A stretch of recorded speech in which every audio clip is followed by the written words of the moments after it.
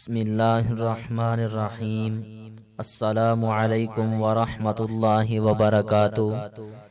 دوستو، آج کا ہمارا موضوع 12,000 یہودی بندر ہو گئے۔ اس ویڈیو کے اندر ہم تفصیل سے بات کریں گے۔ ویڈیو شروع کرنے سے پہلے دوستوں سے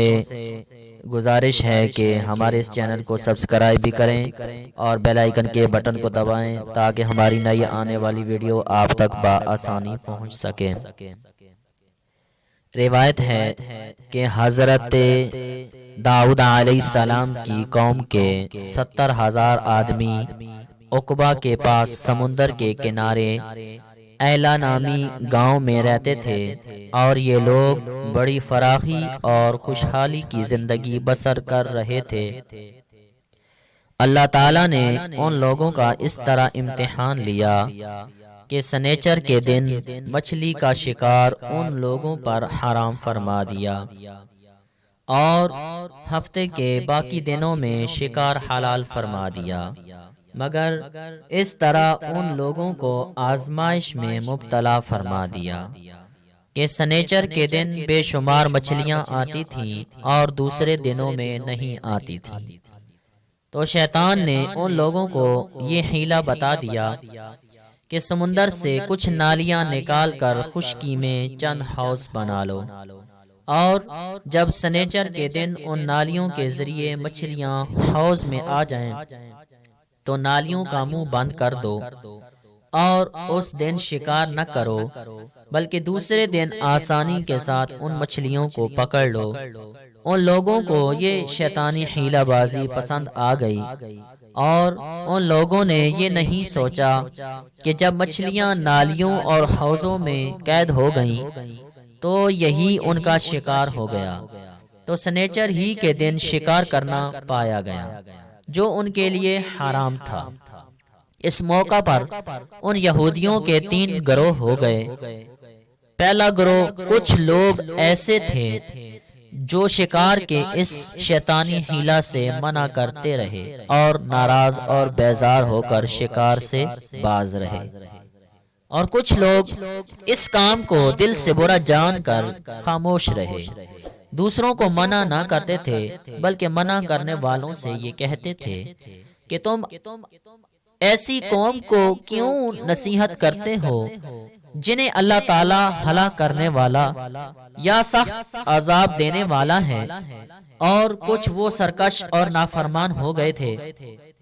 جنہوں نے حکم خداوندی کی اعلانیہ مخالفت کی اور شیطان کی حیلہ بازی کو مان کر سنیچر کے دن شکار کر لیا اور ان مچھلیوں کو کھایا اور بیچا بھی۔ جب نافرمانوں نے منع کرنے کے باوجود شکار کر لیا تو منع کرنے والی جماعت نے کہا کہ اب ہم ان معصیت کاروں سے کوئی میل ملاپ نہ رکھیں گے۔ چنانچہ ان لوگوں نے گاؤں کو تقسیم کر کے درمیان میں ایک دیوار بنا لی اور آمد و رفت کا ایک الگ دروازہ بھی بنا لیا۔ حضرت داؤد علیہ السلام نے غضبناک ہو کر شکار کرنے والوں پر لعنت فرما دی۔ اس کا اثر یہ ہوا کہ ایک دن خطا کاروں میں سے کوئی باہر نہیں نکلا، تو انہیں دیکھنے کے لیے کچھ لوگ دیوار پر چڑھ گئے، تو کیا دیکھا کہ وہ سب بندروں کی صورت میں مسخ ہو گئے ہیں۔ اب لوگ ان مجرموں کو دروازہ کھول کر اندر داخل ہوئے تو وہ بندر اپنے رشتہ داروں کو پہچانتے تھے اور ان کے پاس آ کر ان کے کپڑوں کو سونگھتے تھے اور زار و زار روتے تھے، مگر لوگ ان بندر بن جانے والوں کو نہیں پہچانتے تھے۔ ان بندر بن جانے والوں کی تعداد 12,000 تھی۔ یہ سب 3 دن تک زندہ رہے اور اس درمیان میں کچھ بھی کھا پی نہ سکے، بلکہ یوں ہی بھوکے پیاسے سب کے سب ہلاک ہو گئے۔ شکار سے منع کرنے والا گروہ ہلاکت سے سلامت رہا، اور یہی قول صحیح ہے کہ دل سے برا جان کر خاموش رہنے والوں کو بھی اللہ تعالیٰ نے ہلاکت سے بچا لیا۔ اس واقعے کا اجمالی بیان تو سورہ بقرہ کی اس آیت میں ہے، وَلَقَدْ عَلِمْتُمُ الَّذِينَ اعْتَدَوْا مِنْكُمْ فِي السَّبْتِ فَقُلْنَا لَهُمْ كُونُوا قِرَدَةً خَاسِئِينَ، اور بے شک ضرور تمہیں معلوم ہے تم میں کہ وہ جنہوں نے ہفتے میں سرکشی کی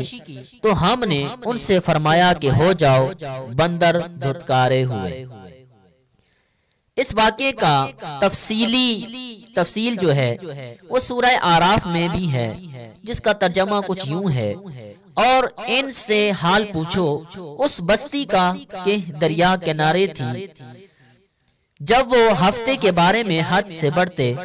جب ہفتے کے دن ان کی مچھلیاں پانی پر تیرتی ان کے سامنے آتی، اور جو دن ہفتے کا نہ ہوتا نہ آتی، اس طرح ہم انہیں آزماتے تھے ان کی بے حکمی کے سبب۔ اور جب ان میں سے ایک گروہ نے کہا، کیوں نصیحت کرتے ہو ان لوگوں کو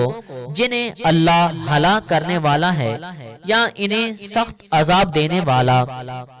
بولے تمہارے رب کے حضور معذرت کو اور شاید انہیں ڈر ہو۔ پھر جب وہ بھلا بیٹھے جو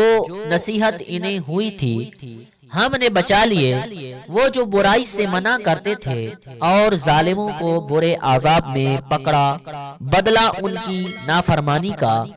پھر جب انہوں نے ممانعت کے حکم سے سرکشی کی، ہم نے ان سے فرمایا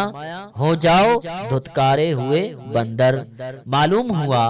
کہ شیطانی ہیلہ بازیوں میں پڑھ کر اللہ تعالیٰ کے احکام کی نافرمانیوں کا انجام کتنا برا اور کس قدر خطرناک ہوتا ہے، اور خدا کے نبی جن بد نصیبوں پر لعنت فرما دیں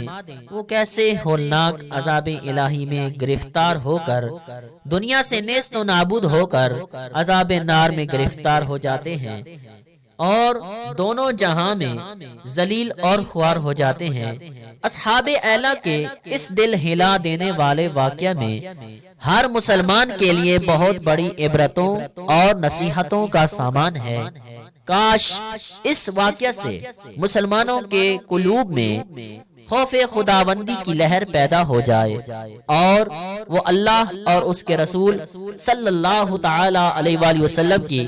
نافرمانیوں کے پیگنڈیوں میں بھٹکنے سے منہ موڑ کر صراط مستقیم کی شاہراہ پر چل پڑیں، اور دونوں جہانوں کی سربلندیوں سے سرفراز ہو کر اعزاز و اکرام کی سلطنت کے تاجدار بن جائیں۔